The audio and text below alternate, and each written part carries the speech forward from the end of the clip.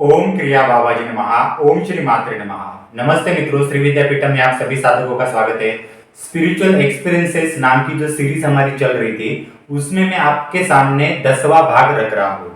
ये एक्सपीरियंस ऐसा आप नहीं कह सकते। मेरे यहाँ पे बहुत सारे साधक सीखते हैं, उनके कुछ अलग अलग काम आगे आगे बढ़ जाते हैं, साधनाओं का इफेक्ट आ जाता है। तो बहुत सारे परिवारों से उनके परिवार से हमारी जो एक प्रकार से मित्रता बढ़ जाती है और बहुत सारी चीजें जो है सामने वाले के परिवार की हमें पता चल जाती है। तो ऐसे ही एक हमारे साधक है। ये जो साधक है पुणे के रहने वाले हैं और एक समय में इनके घर में यह है हिंदू, ये कोई मुसलमान नहीं है या कोई अदर कास्ट नहीं है, हिंदू है। और एक समय में ब्रिटिश जो थे, ब्रिटिश टीचर इनके घर में इनके बच्चों को ट्यूशन देने के लिए इनके घर आते थे। वो समय था, ऐसे कई ब्रिटिश किसी के घर में उस समय किसी को ट्यूशन देने के लिए नहीं जाते थे। ये परिवार उस समय इतना अमीर था। मेरे एक साधक है, इनके परिवार की ये कहानी है। ये कहानी ऐसी आप कह सकते हैं परिवार की, अमीरी से गरीबी तक। मेरे जो साधक है, मेरे पास जो सीख रहे हैं 3-4 साल हो गए, इनके जो नाना जी है यानी पिताजी के पिताजी इनके नाना जी हो गए। ये उनके नाना जी को उस समय ब्रिटिश जो टीचर था उनके घर पर सिखाने के लिए आता था। उनके नाना जी के जो पिताजी थे, इनका बिजनेस उस टाइम इतना बड़ा था कि वो ब्रिटिशों के साथ मीटिंग के लिए बैठते थे। वो उस टाइम क्लब थे पुणे में, तो उनके साथ मीटिंग्स वगैरह होती थी, खाना पीना होता था, ऐसे बहुत सारी चीजें होती थी। उस टाइम उनका शुगर का आई थिंक फैक्ट्री वगैरह था, ऐसा उन्होंने कहा था। और पुणे में मेन सिटी के एरिया में उनका बहुत बड़ा वाड़ा, मराठी में वाड़ा बोलते हैं, पुरानी हवेली जैसे कह सकते हैं। हवेली जो होती है पत्थरों की, वो हवेली आज भी पुणे में वो हवेली जो है वो पड़ी हुई हवेली है, वहां पर कुछ नहीं है अभी, पर मेन सिटी में ही वो हवेली है। आज उस परिवार की हालत जो है, अमीरी से लेकर आज उनका परिवार गरीबी में जी रहा है। आज उनके पास इतनी आमदनी नहीं है कि वो अपने बच्चों को पूरी शिक्षा भी दे सके या अच्छा परिवार उनका आगे बढ़ सके। मेरे साधक ही नहीं, मेरे साधक के जो भी और रिश्तेदार है, कजिन्स वगैरह, उनका भी प्रॉब्लम्स यही चल रहा है। तो कैसे कैसे उनका जीवन यापन चल रहा है। उस जमाने में पुणे के वो मुकेश अंबानी थे और आज 2 पीढ़ी के बाद इनकी पीढ़ी बहुत अलग अलग प्रॉब्लम से जूझ रही है। तो यही साधक मेरे यहाँ पे आ गए और अलग अलग साधना करके अभी थोड़ा स्टेबल है। तो उनके जीवन के बारे में बता रहा हूं। ये इसलिए बता रहा हूं कि एक परिवार में 3-4 पीढ़ी में कैसे अप एंड डाउन होते हैं, अमीर से गरीबी तक का सफर होता है। ये अप एंड डाउन क्यों आते हैं, हर परिवार की कहानी अलग अलग होती है। तो ये सीखने जैसी काफी सारी चीजें होती है। गुरु जो होता है काफी सारी चीजें लेकर होता है और मार्गदर्शन करता है, परंतु गुरु की संगत भी बहुत जरूरी है और किसी गुरु को अच्छी तरीके से पकड़ के लेना भी बहुत जरूरी है। और खाली पीली मंत्र का चैंटिंग करके कुल कुलाचार शुद्ध नहीं होते। इतना होता तो मुझे इतना सब सिखाने की जरूरत ही नहीं पड़ती मित्रों। तो हम आगे के लेक्चर के लिए शुरुआत करते हैं। हमारे YouTube चैनल शेयर कीजिए, सब्सक्राइब कीजिए और जिन लोगों को श्री विद्यापीठम में शिक्षा प्राप्त करनी है, श्री विद्या सीखनी है, वो डिस्क्रिप्शन बॉक्स में कोर्सेज के लिंक दिए गए हैं।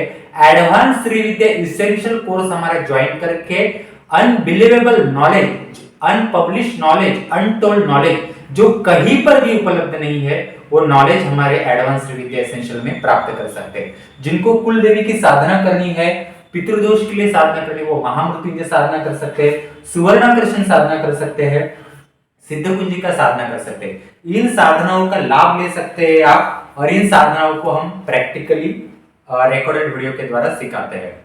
तो ये सारे साधनाएं हैं, डिस्क्रिप्शन बॉक्स में लिंक दिए गए हैं। इन साधनाओं के कोर्सेज के लिए आप मुझे व्हाट्सएप पर मैसेज कर सकते हैं, स्क्रीन पर मोबाइल नंबर दिया है। अभी हम शुरुआत करते हैं। YouTube चैनल जरूर सब्सक्राइब कीजिए मित्रों, ये अनोखा सब्जेक्ट है और इसे आप जरूर सुनिए, पूरा सुनिए। अब हम मेरे साधक के जो नाना जी है उनके बारे में बात करते हैं। वो समय ब्रिटिश काल का था, यानी आप ऐसे समझ सकते हैं 1947 से थोड़ा सा पहले का। उस टाइम मेरे साधक के नाना जी छोटे थे और उनके घर में उनको सिखाने के लिए अमीर थे, ब्रिटिशों से बहुत बड़ी पहचान थी उनकी, और उनको पूना के जो ब्रिटिश टीचर थे वो उनके घर में ट्यूशन देने के लिए आते थे। पढ़ाई भी वही घर में, स्कूल भी घर में, और जो एग्जाम होती थी वो भी घर में, और उसका जो रिजल्ट है वो भी घर में पास आउट करके खत्म। इतनी सारी, कहते हैं ना कि सोने का चम्मच लेकर पैदा होना, वो उस टाइम था। और आज हमारे साधक की जो पीढ़ी अभी चल रही है, उनके कजिन्स ब्रदर जो अभी चल रहे, उनकी अवस्था बहुत, इवन मेरे साधक के जो पिताजी है उनकी भी अवस्था ऐसी हो गई, अमीर से एकदम गरीबी में, दूसरे के घर में उनको बड़ा होना लगा, बड़े हो गए वो, और दूसरे के घर में उनकी मजदूरी करना लगा, और इतना बड़ा घर बार होकर भी उसका कुछ फायदा नहीं, वो लूटकर दूसरे ही रिश्तेदार चले गए। तो ये क्यों हुआ, इसके बारे में हम थोड़ा सा जान लेते हैं। इतना बड़ा श्राप उनको कैसे लगा? हमारे पीछे कुल कुलाचार के आशीर्वाद प्रॉपर होना बहुत आवश्यक है। हमारे पीछे पितरों के आशीर्वाद होना बहुत आवश्यक है। कोई भी साधना जो होती है वो आपको आपके तीन पीढ़ी के बाद 5 पीढ़ी, 7 पीढ़ी, 11 पीढ़ी, 15, 17 और 21 पीढ़ी तक का आपको हिसाब साधना में देना पड़ता है। जब आप साधना का एक एक पीढ़ी और कुलाचार के दोष क्लियर होना शुरू हो जाते हैं, तब आपकी आंखों की रोशनी क्लियर हो जाती है। आंखों की रोशनी क्लियर होना मतलब क्या है? सूक्ष्म जगत से आपको काफी कुछ चीजें समझ में आती है, आपको देवी देवताओं के दर्शन होते हैं, दृष्टांत होते हैं, और आगे बढ़ते हो आप। ऐसी काफी सारी चीजें जो होती है, परंतु इन चीजों के लिए समय लगता है, मार्गदर्शन प्रॉपर होना आवश्यक है मित्रों। तो ये शॉर्टकट वाली चीजें नहीं है, ये सिर्फ मेडिटेशन करके, हीलिंग करके नहीं होता, काफी सारी चीजें समझ के लेनी आवश्यक है। तो मेरे साधक के नाना जी का तो समझ में आ गया, तो ये अचानक से ऐसा क्यों हुआ? मेरे साधक के नाना जी जैसे जैसे बड़े हो गए, तो वो उनके पिताजी भी, यानी मेरे साधक के नाना के पिताजी भी और मेरे साधक के नाना भी जैसे बड़े हो गए, वो भी ब्रिटिशों के साथ थोड़ा सा उठक बैठक करते थे, मीटिंग्स में जाते थे। उस टाइम के बड़े जो अफसर थे ब्रिटिशों के, उनके साथ क्लब्स में वगैरह जाते थे। अब देखिए, इनके जो नाना जी थे, मेरे साधक के नाना जी, ये कोई इनको व्यसन नहीं था, कोई दारू या नॉन वेज वगैरह ऐसा कुछ खाना, ऐसा कुछ नहीं था। जो घर में पकता था वो खाते थे, या बाहर जो नॉर्मल रेगुलर खाना था वो खाते थे। उस टाइम ब्रिटिश, ये जो सारी विषय है, ये मेरे साधक जो थे उन्होंने जो मुझे बताया, उनके जो पिताजी है उन्होंने जो बताया वो मैं आपको बता रहा हूं। ये उनको कुछ रिजल्ट हमारे श्री विद्यापीठम से आए, इसके कारण ये इतिहास उनको और भी पता चल गया, तो वो मैं आपको बता रहा हूं। तो वो उन्होंने बताया कि ब्रिटिशों के साथ मीटिंग्स होते हुए भी उनको कोई भी व्यसन नहीं था, ना सिगरेट का था, उस टाइम अलग टाइप का कुछ हुक्का या कुछ बीड़ी पीते थे, वो नहीं था। दारू का नहीं था, ब्रिटिश लोग उस टाइम दारू पीते थे, बीफ खाते थे, वो भी नहीं था। फिर भी ये अवस्था ऐसे अचानक से क्यों हो गई? मेरे साधक के नाना जी की पत्नी, यानी मेरे साधक के नानी, वो एक पतिव्रता औरत थी। और पतिव्रता मतलब आप समझ लीजिए कि उस जमाने में पतिव्रता औरतें कैसी होती, मराठी अगर औरत होगी तो वो कैसी होगी? पूना में अंबानी टाइप की फैमिली होना और एक वाड़ा, एक हवेली होना बहुत बड़ी बात है। उस टाइम उनकी ब्रिटिश जो कार चलाते थे, वो कार उनके घर में भी होती थी। इतना बड़ा माहौल, उस टाइम शुगर का एक छोटा कुछ फैक्ट्री भी था उनका, ये सारी चीजें थी। तो उनकी जो पत्नी थी, नानी जो थी, पतिव्रता थी, घर में सारे कुल कुलाचार करते थे। बहुत बड़ा उनका कुल दैवत, कुल देवी, उनका एक पूजा घर था, उसको रोज धोना, पूजा पाठ करना, शुद्ध घी का दिया दिखाना, रोज उनके घर में ब्राह्मण आते थे और पूजा करते थे। हालांकि मेरे ये जो साधक है ये उच्च कास्ट के नहीं है, ये थोड़ा लोअर कास्ट के है, एकदम भी नहीं है, मीडियम कह सकते हैं। हाँ, फिर भी उनके घर में ब्राह्मण आकर पूजा वगैरह करके सब कुछ होता था, उस समय की मैं बात कर रहा हूँ आपको। तो उनकी नानी एकदम बहुत और उस नानी ने पूरे परिवार को, आसपास के लोगों को एक प्रकार से अपने स्वभाव से जोड़ कर रखा था। और नाना और नानी का जो संसार था वो बहुत अच्छे तरीके से चल रहा था। इतनी आप इमेजिन कर सकते हैं कि इतनी बड़ी संपन्नता उस टाइम होना कितनी बड़ी बात है। तो अचानक से क्या हुआ इस परिवार को, एक दिन क्या हुआ कि ये जो नाना जी है इनकी बहुत सारे मीटिंग्स, जो ऐसी आप समझ लीजिए कि पैसा है करेंगे क्या, तो मीटिंग में जाकर बैठो, क्लब में जाकर बैठो। उस टाइम क्लब में ये सारी चीजें चलते थे ब्रिटिशों के साथ, तो ये सारी चीजें होती थी। तो ये वहां जाते थे। ये कोई नॉनवेज तो खाते नहीं थे, ये कोई व्यसन नहीं करते थे। फिर कैसे हो गया अचानक से, किसने काला जादू किया, क्या किया? अब उस टाइम देखो, उस टाइम काला जादू का सब्जेक्ट अलग था, आज के जैसे कोई मीडिया नहीं थी। हाँ, तो ये काफी सारी चीजें थी।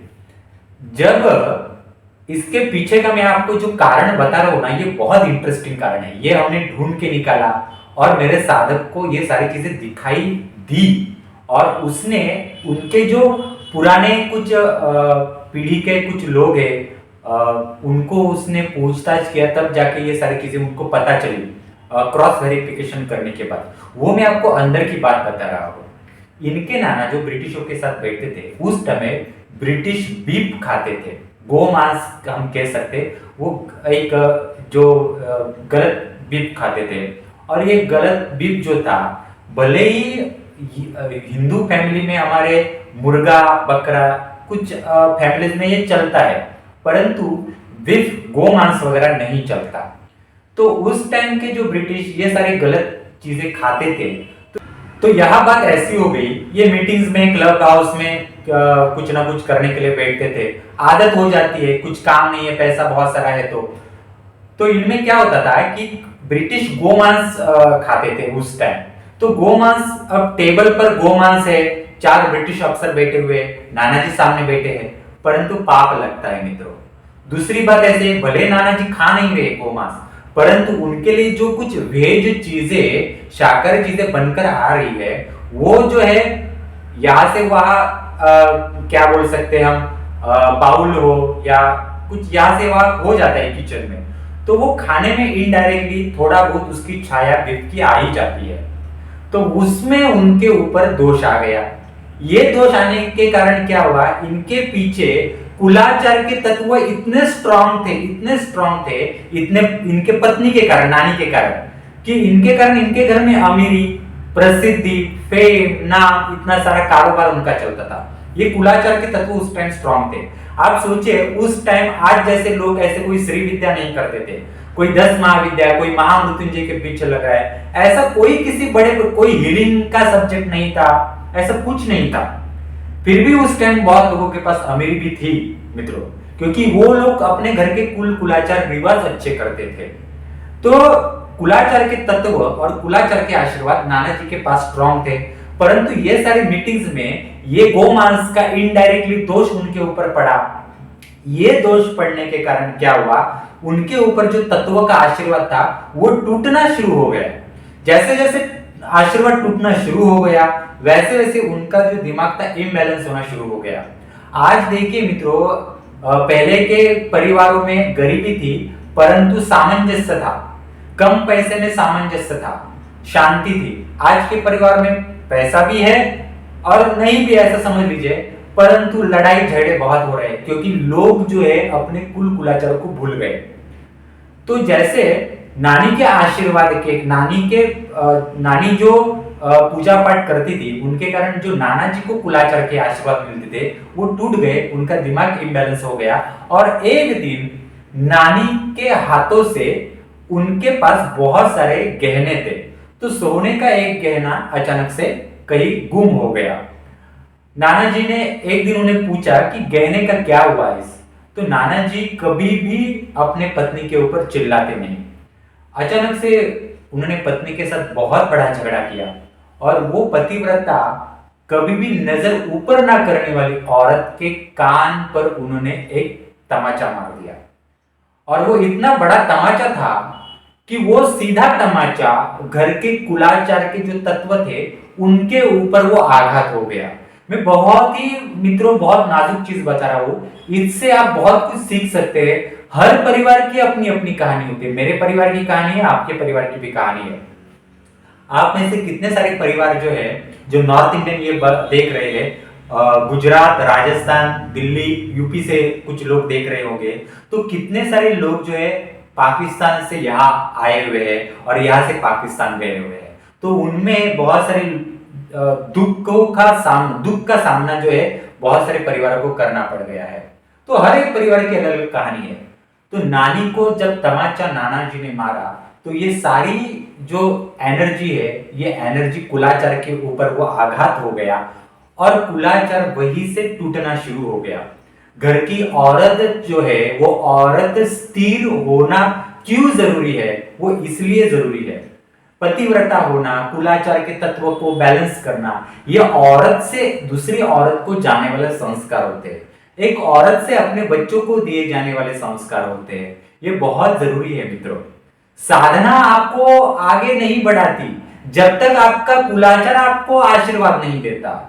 आपका कुलाचार ही कोई साधना में आपको आगे बढ़ाता है मित्रों। ये इतनी आसान चीजें नहीं है कि आप इसको अनदेखा करें। तो जैसे कुलाचार के ऊपर आघात पड़ा, तो कुलाचार के आशीर्वाद वहीं से टूटना शुरू हो गए। नानी जो थी वहीं से कुछ ही महीनों में बीमार पड़ना शुरू हो गई। कभी भी नाना जी ने नानी के ऊपर हाथ नहीं चलाया, परंतु नानी जी वहीं से बीमार होना शुरू हो गए। जैसे जैसे वो बीमार होना शुरू हो गए, उनके बच्चे हो गए। वो बच्चे भी यानी मेरे साधक के पिताजी, वो आप समझ लीजिए कितने छोटे हो गए, आप कल्पना कर सकते हैं। तो नानी जो थी वो आप समझ लीजिए कि मिडिल एज में ही गुजर चुकी, यानी 45-50 ऐसा कुछ हो उसी में ही गुजर चुके। नाना जी अकेले पड़ गए। धीरे धीरे नाना भी जो है कुलाचार का आशीर्वाद ना होने के कारण उनका दिमाग काम करना बंद कर गया। उनके जो अदर परिवार वाले थे वो आते थे, उनका घर का कुछ लूटपाट करके लेकर चले जाते थे चोरी करके। ऐसे परिवार का खच्चीकरण होना शुरू हो गया, क्योंकि कुलाचार के ऊपर कैसे आघात पड़ा आप देखिए मित्रों। गो मांस जो था और ब्रिटिशों की संगत जो थी, इनके दोष कैसे हमारे बॉडी के ऊपर आ गए। आजकल लोग गलत लोगों के साथ बैठकर जो दारू का पान करते हैं, रोज रोज दारू के लिए बैठना, रोज रोज मांस मच्छी के लिए 4 लोगों के साथ उठक बैठक करना। बहुत सारे परिवारों के घर में गुरुवार, शुक्रवार, सोमवार, हर ऐसे परिवार हैं जिनके घर में रोज मांस मच्छी मदिरा होती है। उन परिवार की हालत बाद में बहुत खराब हो जाती है। ऐसे बहुत सारे सब्जेक्ट है, क्योंकि हमारे जो हिंदू परिवार और हिंदुओं में कुछ ऐसी जातियां हैं, उनको कुछ चीजों के पालन बहुत जरूरी है। आज हमारे पीढ़ी जो अलग अलग प्रॉब्लम्स फेस कर रहा है, उसका कारण 2 पीढ़ी पहले के हमारे पूर्वज है। आज जो हम करेंगे अच्छा काम या बुरा काम, उसका इफेक्ट 2 पीढ़ी बाद आपको दिखाई देगा। तो ये काफी सारी चीजें हैं मित्र। तो जैसे जैसे ये होता चला गया, नानी जी बीच में चली गई, नाना जी इम्बैलेंस हो गए, उनका संतुलन दिमाग का बिगड़ गया और वो भी कुछ समय बाद चले गए। वो चले जाने के बाद इनके बच्चे यानी मेरे साधक के जो पिताजी है, वो उस टाइम छोटे थे, कॉलेज की उम्र भी उनकी नहीं थी, आप ऐसा समझ सकते हैं। एक 10 या 15 साल की उम्र होगी या 15 के आसपास होगी उम्र, ऐसा समझ सकते हैं।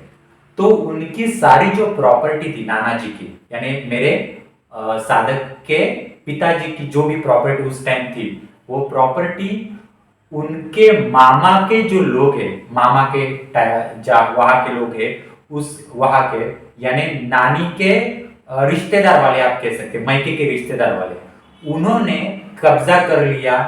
कब्जा करने के बाद मेरे साधक के जो पिताजी थे, उनको लेकर वो किसी दूसरे गांव में चले गए और उनको खेती बाड़ी में मजदूर की तरह काम करने के लिए एक मजदूर की तरह रख दिया।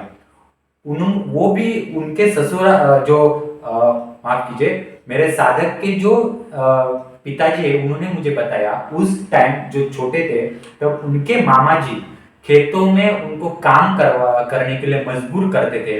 उनके साथ और भी उनके 2-3 भाई थे और दोपहर के 2 बजे जो मिले वो खाना देते थे। पहले पहले स्टार्ट में जो मिले वो खाना खाना पड़ता था। खेती का काम पूरा होने के बाद जब समय मिले तब चोरी छुपे किसी स्कूल में जाना और वहीं से कुछ पढ़ाई करना, ऐसे करके करके वो बड़े हो गए। और अभी जो भी पुरानी प्रॉपर्टी उनकी पुणे में पड़ी हुई है, जमीन जायदाद जायदाद जो उस टाइम पुरानी जो थी, खेती बाड़ी, वो उनके मामा के लोगों ने हड़प ली। ऐसी सारी कथा हो गई। आज जो मेरे साधक अभी 3 साल से मेरे पास सीख रहे, उनकी अवस्था भी उस टाइम कुछ बाद में अच्छी नहीं थी। बहुत बुरी अवस्था थी, इतनी सारी संपत्ति होने के बावजूद भी। आज भी मेरे साधक पुणे के जो मेन सिटी के एरिया है वहां से जाते हैं, तब आज भी वहां पर उनकी पुश्तैनी हवेली पड़ी हुई है और वो मेन सिटी में है और उसको पूरा गवर्नमेंट ने पैक कर दिया है। आप सोचिए कितने बड़े सब्जेक्ट होते हैं इसमें, और वहां के जो कुलाचार के तत्व वहां से गिरना शुरू हो गए। जैसे जैसे गिरना शुरू हो गए, वो अभी तक उतने खड़े ही नहीं हो पाए। हमने उनको कुछ चीजें ऐसी दी साधना की कि उनको उनको उतना अभी थोड़ा बहुत स्टेबल हो गए, परंतु उस टाइम की अमीरी तो उस टाइम की अमीरी है। आज के कितना भी आप साधना करो, ऐसे कोई अचानक से पैसा तो ऊपर से आएगा नहीं। श्रीयंत्र घर में रखने से तो कोई अचानक से मुकेश अंबानी तो नहीं बन जाएगा मित्रों।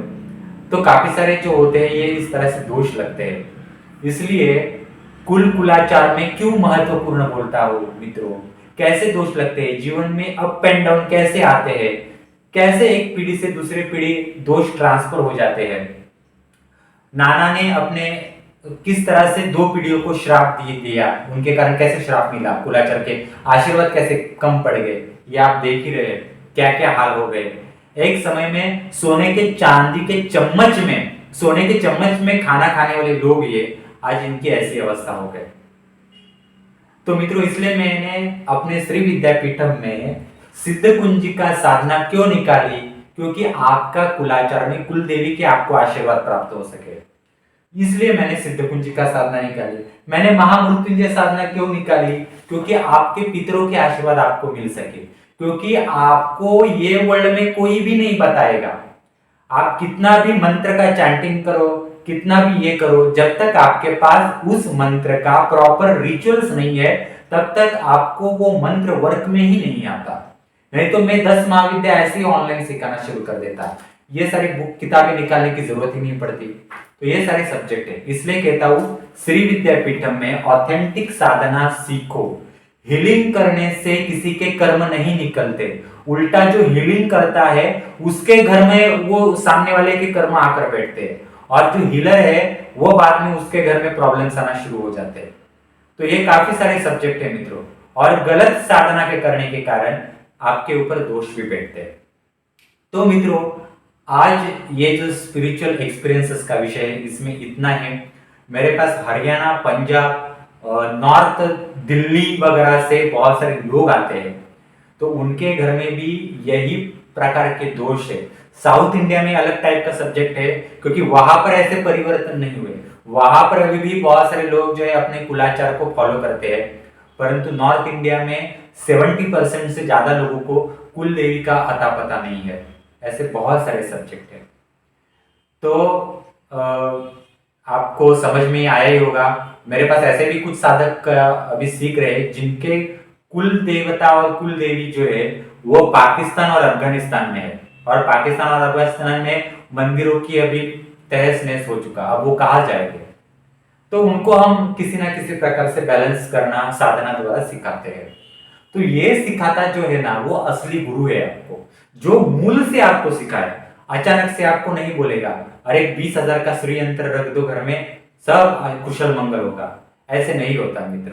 नहीं तो मैं खुद ही श्री यंत्र सेल नहीं करता। मेरे पास 100 कस्टमर है अभी श्री यंत्र खरीदने के लिए। एक श्री यंत्र अगर 20,000 को बेचूं तो 5 लाख कहीं नहीं गए मित्रों। परंतु मैं श्री विद्यापीठम द्वारा गलत श्री यंत्र नहीं सेल करता मित्रों, ऐसा नहीं करना चाहिए। धन्यवाद मित्रों, आज इतना ही। श्री विद्यापीठम चैनल हमारा सब्सक्राइब कीजिए। सारे कोर्सेस की लिंक डिस्क्रिप्शन बॉक्स में दिए गए हैं। कोई कोर्सेज की इंफॉर्मेशन चाहिए तो मुझे मोबाइल नंबर पर संपर्क कर सकते हैं। किसी मार्गदर्शन के लिए या किसी बात के लिए भी संपर्क कर सकते हैं। यही मेरा व्हाट्सएप नंबर है।